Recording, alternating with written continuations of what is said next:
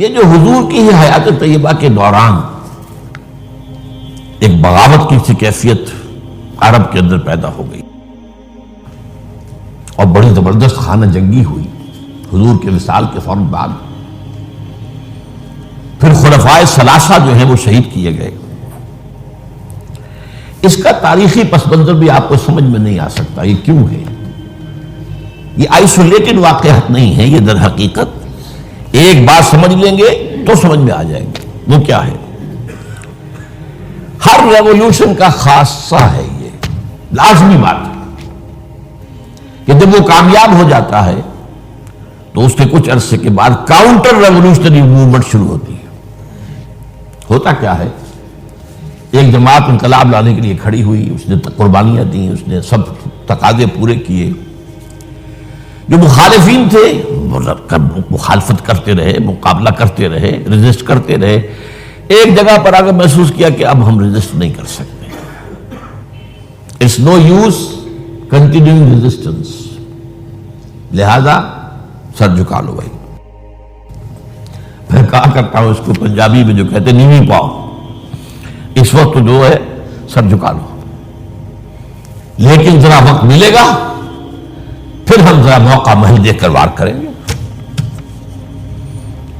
یہ ہر ریولوشن کا خاصہ ہے، ہر ریولوشن کا، کہ آخری سٹیج پر آ کر مخالفین جو انقلاب کے ہوتے ہیں وہ دب جاتے ہیں، چھپ جاتے ہیں، کور لے لیتے ہیں اور پھر موقع دیکھتے ہیں اور موقع پر پھر وہ بغاوت کرتے ہیں، اس ریولوشن کو ختم کرنے کی کوشش کرتے ہیں. یہ چیز جو ہے اگر آپ کو سمجھ میں آ جائے تو در حقیقت وہ واقعات جو ہیں جن کی طرف میں نے اشارہ کیا کہ حضور کی زندگی ہی کے اندر وہ آثار شروع ہو گئے تھے. چنانچہ مدعیان نبوت کھڑے ہو گئے. آپ کو معلوم ہے طلیحہ اسدی، مسیلمہ کذاب یمامہ کا، اسود عنسی، سجا ایک عورت، اپنے اپنے علاقوں میں انبیاء نبی ہیں. انہوں نے سوچا یہ محمد کو اتنی بڑی کامیابی نبوت سے حاصل ہو گئی صلی اللہ علیہ وسلم، دعویٰ نبوت ہی تھا نا.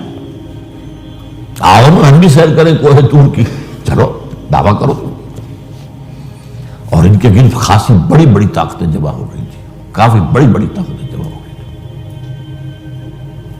چنانچہ مسیلمہ کذاب نے تو جو ریزسٹ کیا ہے، کیونکہ بالآخر جو ہے یہ ایک نبی نبوت کا دعویٰ کرنے والا مرد مسیلمہ اور ایک عورت سجا، ان دونوں نے آپس میں شادی بھی کر لی تھی.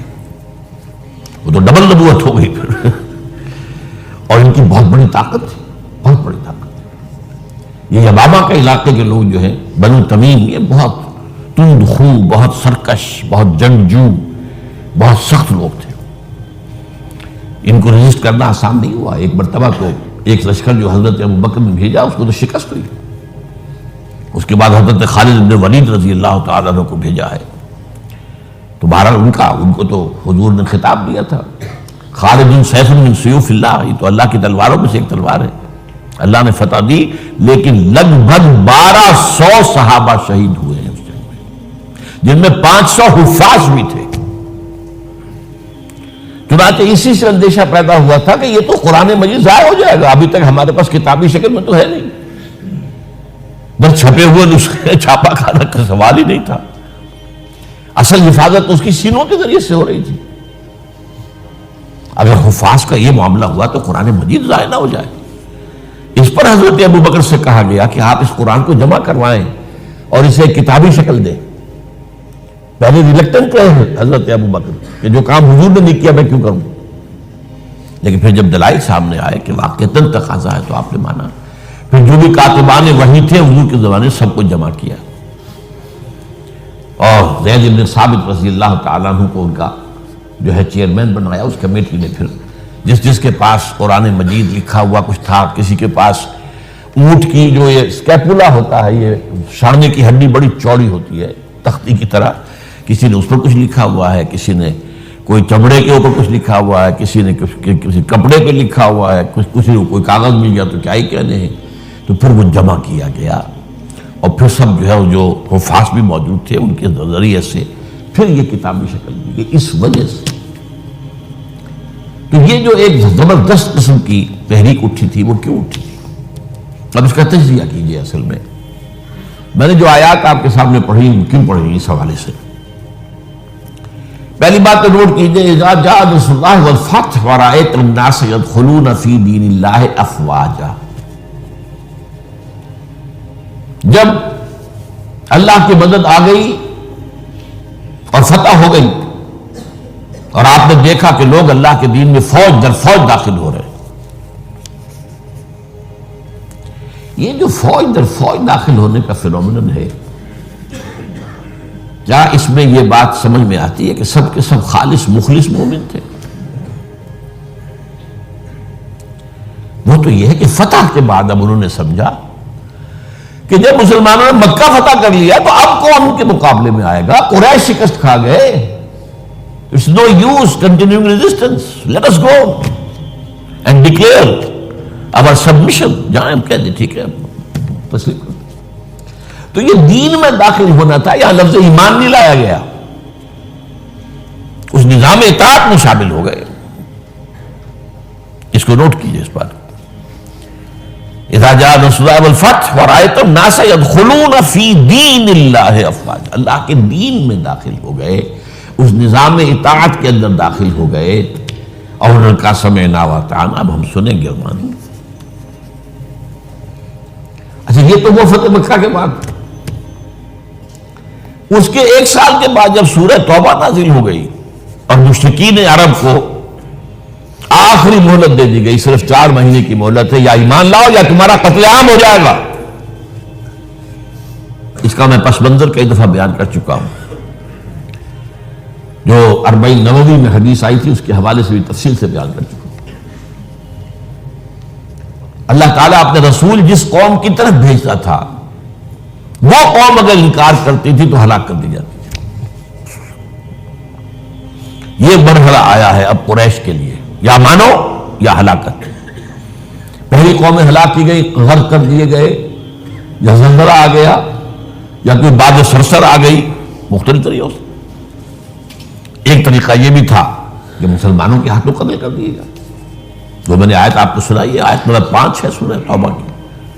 فَإِذَا انْسَلَخَ الْأَشْهُرُ الْحُرُمُ، اب یہ جو 4 مہینے کی ان کو مہلت دی جا رہی ہے، جب یہ ختم ہو جائے تو اے مسلمانوں فَاقْتُلُوا الْمُشْرِكِينَ حَيْثُ وَجَدتُّمُوهُمْ، اب قتل کرو ان مشرکوں کو جہاں کہیں بھی پاؤ. وَخُذُوهُمْ، پکڑو انہیں، وَاحْصُرُوهُمْ، ان کا گھیراؤ کرو، محاصرہ کرو. وَاقْعُدُوا لَهُمْ كُلَّ مَرْصَدٍ، اور ہر جگہ گھات لگا کر بیٹھو انہیں گرفتار کرنے کے لیے. فَإِن تَابُوا وَأَقَامُوا الصَّلَاةَ وَآتَوُا الزَّكَاةَ فَخَلُّوا سَبِيلَهُمْ، پھر وہ اگر توبہ کر لے، اپنے شرک سے باز آ جائیں اور پھر وہ نماز قائم کریں اور زکوٰۃ ادا کریں تو ان کا راستہ چھوڑ دو. ان اللہ غفور رحیم، اللہ غفور رحیم. اب اس کا تجزیہ کیجئے، جو لوگ اس تھریٹ کے تحت ایمان لائے ہیں ان میں تو ظاہر بات ہے غالب اکثریت ان کو ہوگی کہ جو دل سے ایمان نہیں لائے، تو جان بچانے کے لیے ایمان لائے. ایسے بھی لوگ تھے، تاریخ سے معلوم ہوتا ہے کہ جنہوں نے اس پریشر کے تحت ایمان اسلام قبول کرنے سے انکار کر دیا، وہ عرب چھوڑ کر چلے گئے. کہتے ہیں کہ یہ جو ہمارا ایک کافرستان ایک علاقہ ہے، یہ جو واق خان کی پٹی کے ساتھ ہی ہے، اور اس کے ساتھ ملتا ہوا ایک صوبہ ہے نورستان افغانستان میں. یہ ایک قوم ہے، ان کا کہنا یہ ہے کہ ہم ان لوگوں میں سے ہیں کہ جو ان آیات کے نزول کے بعد جو عرب چھوڑ کر باہر گئے کہ ہم نہیں مانیں گے اسلام. پھر جیسے جیسے ہم پڑھتے گئے پیچھے پیچھے اسلام بھی آ رہا تھا، فتوحات ہو رہی تھی، تو آگے آگے ہم پیچھے پیچھے اسلام، یہاں تک کہ ہم آ کر ہمارے آباء اجداد ان پہاڑوں میں آ کر انہیں پناہ لے لی. یہ چترال کا علاقہ اور یہ سارا جو ہے یہاں پر، تو یہ کہتے تھے ہم ان قرشیوں میں سے ہیں. ان کا ایک سردار اور ایک عالم مجھ سے ملا بھی تھا. اس کے بعد یہ ہوا کہ وہ علاقہ تقسیم ہو گیا. احمد شاہ ابدالی نے جب بنایا ہے نیا نقشہ افغانستان کا تو اس میں سے ایک حصہ اس علاقے کا افغانستان میں چلا گیا. وہاں امیر دوست محمد والی کابل نے انہیں کر دیا، ایک وارن کر دیا کہ اب اتنی مہلت کے اندر ایمان لاؤ یا قتل کر دیے جاؤ گے. یعنی وہ سزا جس سے بھاگے تھے تمہارے آباء و اجداد وہ یہاں آ جائے گی. وہ ایمان لے آئے. وہ علاقہ نورستان کہلاتا ہے. اسلام کے نور سے منور ہو گیا وہ. اور اس کے ساتھ کا علاقہ پاکستان میں وہ ابھی تک کافرستان ہے. اس کو انہوں نے بلکہ ہماری حکومت نے بھی مینٹین کیا ہوا ہے. وہاں کسی کو تبلیغ کی اجازت نہیں ہے, کچھ نہیں. وہ چاہتے ہیں کہ یہ سیاحت کے لیے سیاحوں کی آمد وہ دیکھیں آ کر ان لوگوں کو, تو وہ برقرار رکھا ہو پورا علاقہ. بہرحال یہ کیفیت اب یہ تجزیہ یہ کرنا ہے کہ جو لوگ اس وقت ایمان لائے ان میں اگر اکثریت نہیں تو باہر بہت بڑی تعداد ایسے لوگوں کی تھی کہ جنہوں نے صرف جان بچانے کے لیے وہ جو ہے وہ اپنا ایمان لانا جو ہے اور اسلام میں داخل ہونا قبول کیا, ورنہ حقیقت میں وہ اسلام میں لایا. اس کے بعد حضرت ابوبکر کی خلافت کے دوران اس سے بھی بڑا فتنہ کھڑا ہو گیا. ہم زکوٰۃ نہیں دیں گے, زکوٰۃ جو ہے وہ ہم دیں گے, خود تقسیم کر لیں گے, خود تقسیم کر دیں گے. حضرت ابوبکر رضی اللہ تعالیٰ عنہ نے طے کیا ان کے خلاف جہاد, جنگ. کیونکہ یہ سورہ توبہ کی 5ویں آیت کے اندر بھی یہ ہے, 2 شرطیں ہیں. اگر وہ توبہ کریں اور نماز قائم کریں اور زکوٰۃ دیں. اسی کے حوالے سے جب کہا گیا تھا حضرت ابوبکر سے کہ آپ ان کے خلاف قتال نہ کیجئے, یہ مرتد تو نہیں ہوئے, اسلام سے منکر نہیں ہوئے, کوئی نئی نبوت کا دعویٰ نہیں کیا, اور زکوٰۃ کے بھی منکر نہیں ہے اس معنی میں کہ زکوٰۃ نہیں دیں گے. کہتے کہ ہم خود جو ہے زکوٰۃ کا بندوبست کریں گے. یہ عظیمت تھی حضرت ابوبکر کی رضی اللہ تعالی عنہ. آپ نے کہا کہ اگر یہ حضور کے زمانے میں اونٹ دیتے تھے زکوٰۃ میں اور ساتھ ہی اس کو باندھنے والی رسی بھی دیتے تھے, اب اگر یہ کہیں گے کہ اونٹ لے جاؤ رسی نہیں دیتے تو بھی میں جنگ کروں گا. ایسے پیارے الفاظ ہیں. ایبدل الدین وانا حی, کیا دین میں تبدیلی کر دی جائے گی, دین میں ترمیم کر دی جائے گی جبکہ ابھی میں زندہ ہوں؟ میرے ہوتے یہ نہیں ہو سکتا. حالانکہ حضرت عمر فاروق جیسی شخصیت بھی مشورہ دے رہی تھی. دیکھیے 2 محاذ پہلے کھلے ہوئے ہیں. جیسے اسامہ کو حضور نے تیار کیا تھا آپ نے بھیج دیا, ٹھیک کیا. پھر جو نبوت کے دعوے دار تو کھلے مرتد ہو گئے, ان کے خلاف جہاد تو بالکل ضروری تھا. اب تیسرا یہ محاذ نہ کھولے. ابھی مسلمانوں کے دل ویسے زخمی ہیں, حضور کے انتقال کے بعد محاذ جو ہے مسلمانوں کا گرا ہوا ہے. لیکن یہ عظیمت تھی حضرت ابوبکر. اب اس کو یوں سمجھیے ذرا تاریخی اعتبار سے تجزیہ کیجیے.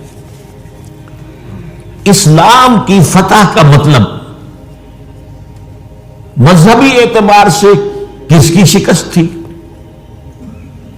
اور سلطنت کے اعتبار سے کس کی شکست تھی, اسی سے پتہ چلے گا کہ کاؤنٹر ریولیوشنری موومنٹس وہیں سے آئیں گی. اسلام کے غلبے کا مطلب تھا شرک کا خاتمہ. لہذا جو مشرک تھے عرب کے سابق جو اسلام لے آئے تھے, قالت الاعراب آمنا قل لم تؤمنوا ولکن قولوا اسلمنا, پورا تقریباً بدو عرب مرتد ہو گئے. بدو عرب, یہ مکہ مدینہ یہ شہر یہ بچے ہیں, ورنہ اکثر و بیشتر یہ اعراب. اس لیے اس آیت میں الفاظ کہ قالت الاعراب آمنا قل لم تؤمنوا ولکن قولوا اسلمنا ولما يدخل الايمان في قلوبكم. انہوں میں سے یہ مدعیان نبوت اٹھے, انہوں نے ہی زکوٰۃ کا انکار کیا. تو پہلا کاؤنٹر ریولیوشن حضور کے ریولیوشن کے خلاف جزیرہ نما عرب سے اندر سے برآمد ہوا ہے, مدعیان نبوت کی شکل میں اور منکرین زکوٰۃ کی شکل میں. بہرحال حضرت ابوبکر صدیق رضی اللہ تعالی عنہ کی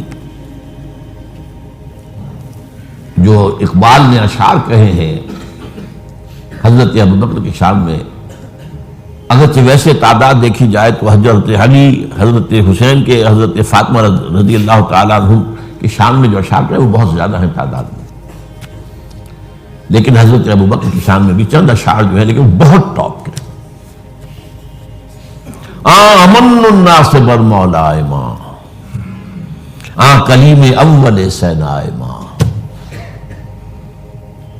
ہمت کشت امت راچو ابر, ثانی اسلام و غار و بدر و قبر. یہ 2 اشعار بڑی بڑی یوں سمجھ لیجیے کہ غزلوں پر اور مسئلے ابھارے. امن الناس, حضور نے فرمایا تھا مجھ پر جس نے کوئی احسان کیا ہے میں نے بدلہ چکا دیا سوائے ابو بکر کے. اس کے احسانات کا بدلہ صرف اللہ دے گا. ہاں امن الناس بالموت، میرے مولا محمد صلی اللہ علیہ وسلم پر سب سے زیادہ احسان کرنے والا کون؟ ابو بکر. اور کلیم اول سینا ماں، جیسے صحرا سینا پر، کوہ سینا پر حضرت کلیم اللہ سے ہم کلام ہوئے، تو نبوت محمدی کے پہاڑ پر سب سے پہلے ابو بکر آئے. کلیم اول سینا ماں. ہمت، یہ لفظ تھا جو میں چاہتا تھا لانا. ہمت، ان کے اندر جو ہمت تھی، جو ول پاور تھی، ہمت وہ کشت ملت رات جو ابر، وہ تو بالکل ایسے ہے کہ جیسے کسی کھیتی کے اوپر ابر کا پانی برسے تو کھیتی لہلا اٹھتی ہے. یہ کام کیا ہے ہمت ابو بکر نے رضی اللہ تعالی، عظیمت. اور پھر جو بات کہی ہے ثانی اسلام و غار و بدر و قبر، پورے دیوان اسے ایک مصرے کے اوپر جو ہے نثار کر دیے جائیں. اسلام میں بھی نمبر 2 حضور کے بعد پہلے کون؟ ابو بکر. غار میں نمبر 2، غار ثور میں حضور کے ساتھ کون؟ ابو بکر. بدر میں نمبر 2، جب وہ بنا دی گئی تھی جھونپڑی اور وہاں حضور سجدے کر رہے تھے دعائیں، کون کھڑا تھا پہرے پر تلوار لے کر؟ ابو بکر. قبر میں نمبر 2، حضور جہاں دفن ہوئے وہیں نمبر 2 پر دفن ہوئے حضرت ابو بکر. بہرحال یہ جو پہلا کاؤنٹر ریولیوشنری موومنٹ تھی جو عرب سے اٹھی ہے، حضرت ابو بکر کی ہمت و عظیمت نے اس کو کچل کر اور گویا کہ کنسولیڈیٹ کر دیا اثر نو ریولیوشن آف محمد صلی اللہ علیہ وسلم کو. وہ انقلاب پھر محکم ہو گیا، مستحکم ہو گیا. اور اب حضرت عمر کے حوالے ہو گئی بات. اچھا، مذاہب میں کس مذہب نے سب سے زیادہ زک اٹھائی اسلام سے؟ پہلے شرک، دوسرا یہودیت. عیسائیت سے تو مقابلہ ہوا ہی نہیں، کوئی جنگ نہیں ہوئی ہے عیسائیوں سے. غزوہ موتا ہوا لیکن وہ بھی آخری دنوں میں. اور میں کئی دفعہ بیان کر چکا ہوں کہ عیسائیوں کا طرز عمل مسلمانوں کے ساتھ بہت بہتر تھا. نجاشی نے پناہ دی تھی، ہرقل جو ہے تیار تھا اسلام لانے کے لیے. ہرقلیس چاہتا کیا تھا؟ جیسے سن 300 عیسوی میں قسطنطین جو ایمپرر تھا روم کا، وہ عیسائی ہو گیا اور پوری مملکت عیسائی ہو گئی، تو نظام انٹیکٹ رہا. ایمپرر جو کا تو قائم رہا. اگر صرف ایمپرر قبول کرتا، پوری قوم نہ کرتی تو معاملہ فساد ہو جاتا. وہ یہ چاہتا تھا کہ اب میری پوری قوم میرے ساتھ جو اسلام لے آئے. وہ ایک لمبی بات ہے، اس وقت میں تفصیل میں نہیں جا سکتا. بہت پیاری حدیث ہے، بڑی طویل. تو اس کا مکالمہ ہے جو کہ اس نے ابو سفیان سے، اس وقت تک ایمان وہ نہیں لائے تھے. جب حضور کا خط پہنچا ہرقل کے پاس تو اس نے کہا کہیں کوئی عرب کے کوئی لوگ آئے ہوئے ہیں آس پاس، کوئی تاجر آیا کرتے تھے وہاں. معلوم وہاں ایک قبیلہ آیا ہوا، تو ان میں وہ ابو سفیان قبیلہ لے کر گئے ہوئے تھے، ان کو بلایا گیا. بہرحال وہ ایک لمبی بات ہے، حدیث ہے موجود بخاری کے. یہودیت کی کمر ٹوٹی. 3 ان کے قبیلے تھے بڑے زوردار، وہ مدینے سے نکالے گئے. ایک قبیلے کے تو تمام جوان مردوں کو قتل کیا گیا. پھر ان کے مضبوط قلعے تھے خیبر کے علاقے کے اندر، فدق اور یہ ان سب میں سے نکالا گیا. تو جو اگریوڈ پارٹیز تھیں، تو ایک اعتبار سے شرک، مشرکین، ان کی طرف سے تو آ گیا رد عمل، کاؤنٹر ریولیوشن، یہ حضرت ابو بکر کے دور ہی میں. لیکن میں یہودیوں کا ذکر اب بعد میں کروں گا. سلطنت کے اعتبار سے جس سلطنت کے چیتڑے اڑ گئے وہ سلطنت ایران تھی. حضرت عمر کے ہاتھوں تو ختم ہو گیا، نسیہ منسیہ. سلطنت روما، اس کی صرف ایک ٹانگ ٹوٹی تھی 3 میں سے.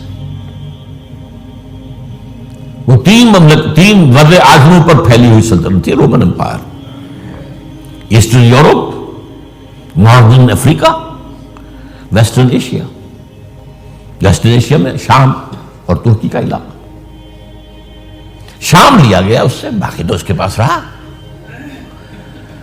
مشرقی یورپ بھی رہا، شمالی افریقہ بھی رہا، وہ رفتہ رفتہ بعد بھی جو ہے گیا، لیکن یہ کہ اصل میں جو ہے پہلے مرحلے میں اس کی ایک ٹانگ ٹوٹی، ایک ایران کا خاتمہ ہو گیا۔ اور ایرانی بے انتہا نسل پرست، ان میں اپنی ریشیل سپیریورٹی کا بہت احساس ہے، نسلی برتری کا،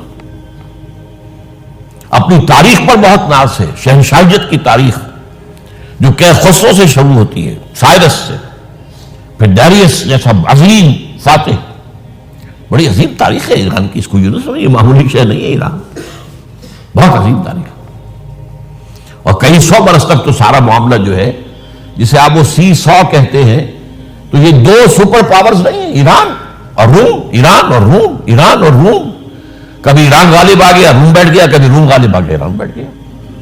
قرآن مجید میں ایک پوری سورت جو ہے سورہ روم کے نام سے ہے کہ نہیں؟ الف لام میم غلبت الروم فی ادنی الارض وهم من بعد غلبهم سیغلبون فی بضع سنین۔ بہرحال ایران کا جو پرخچے اڑے ہیں، بادشاہ ختم ہوئی ہے، اس کا وار آیا ہے حضرت عمر پر۔ یہ چونکہ ہوا حضرت عمر کے ہاتھوں، لہذا ایرانیوں کے نزدیک مبغوض ترین شخص حضرت عمر ہے، اور حضرت عمر سے نفرت ان کی جبلت کے اندر ہے، ان کے جینز میں۔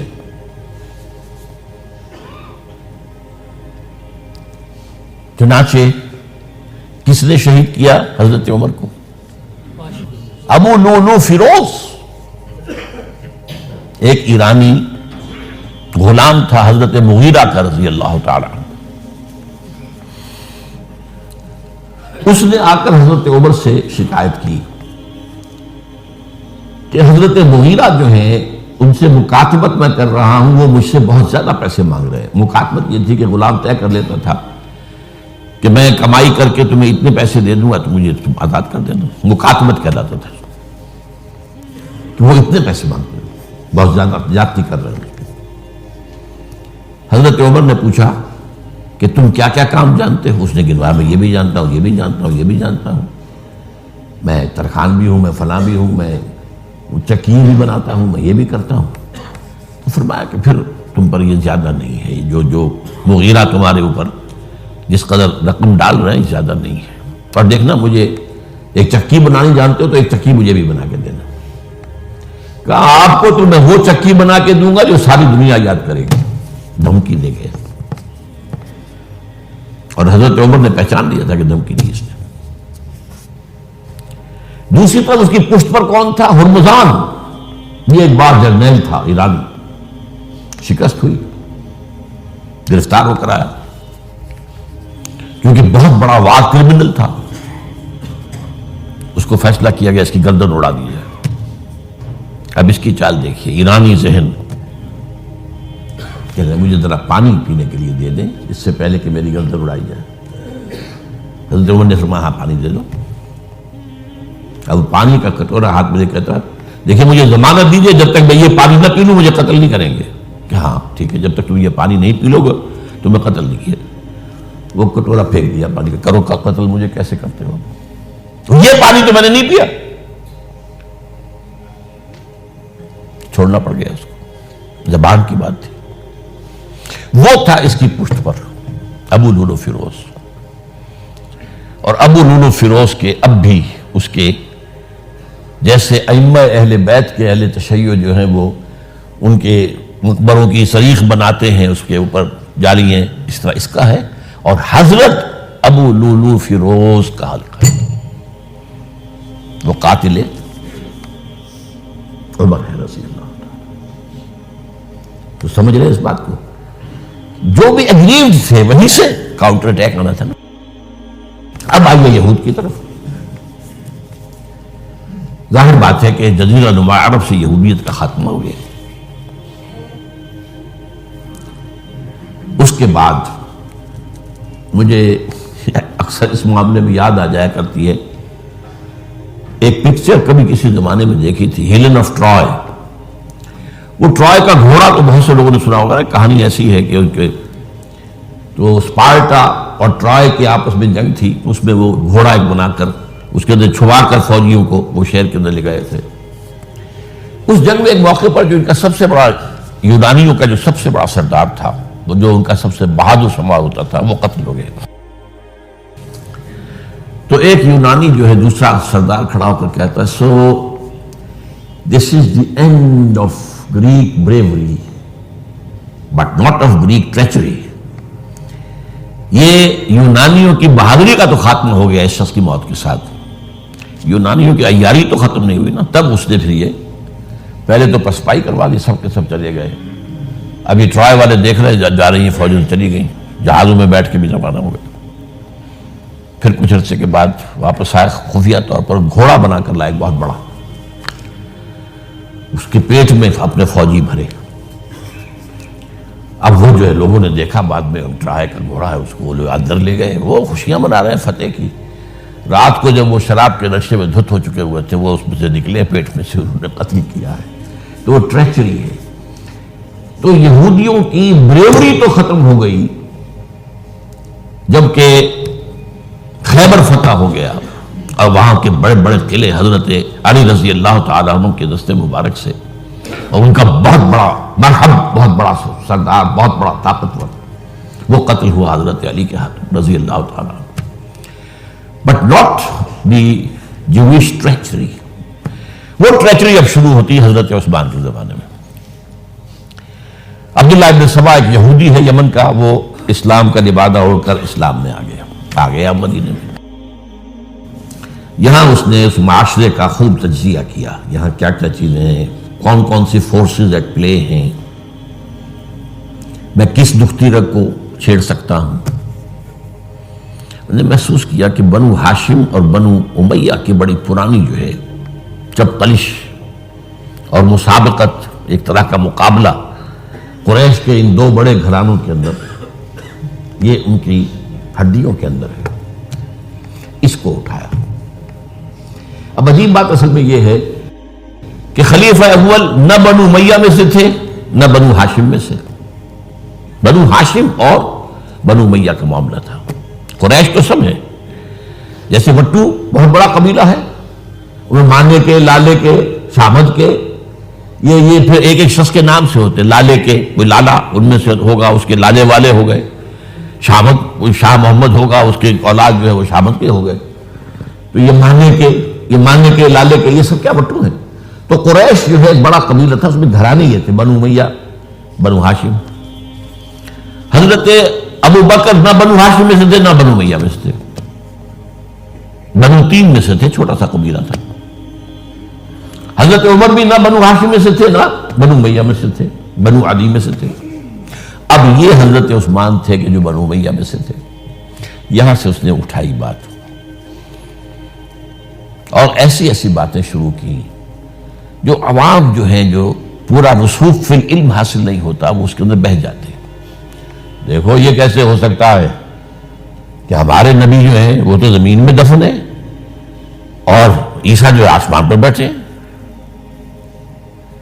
اور عیسیٰ تو دوبارہ آئیں گے اور ہمارے نبی نہیں آئیں گے، آئیں گے وہ بھی آئیں گے۔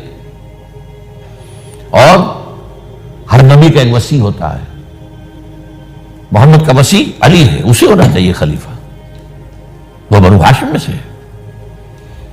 باقی جو بھی خلیفہ بنا ہے غاصب ہے، ابو بکر غاصب، عمر غاصب، اور اب جو ہے سب سے بڑا غاصب نہیں غصاب کہہ لیں اس کو، وہ تو بنو امیہ میں سے عثمان۔ ہاؤ کم، کیسے خلافت اس کی؟ اور اس نے اس تک بات بڑھائی ہے کہ حضرت علی تو خدا ہیں، اوتار ہے خدا کا۔ یہ ساری چیز آج بھی یا علی مدد کا نعرہ جو لگ رہا ہے، یہ وہی سبائیت کے اثرات ہیں۔ یا اللہ مدد کا نعرہ نہیں لگاتے، یا محمد مدد کا نعرہ کوئی نہیں لگاتا، یا علی مدد۔ تو یہ ساری چیزیں جو ہے سمجھنے کی۔ حضرت علی رضی اللہ تعالیٰ عنہ کے بارے میں غالب بھی کہتا ہے، مشغول حق ہوں بندگی بوتراب میں۔ بوتراب حضرت علی ان کی بندگی کرتے ہوئے میں اصل میں اللہ کی بندگی، میں ان کی بندگی کرتا ہوں گویا کہ اللہ کی کرتا ہوں۔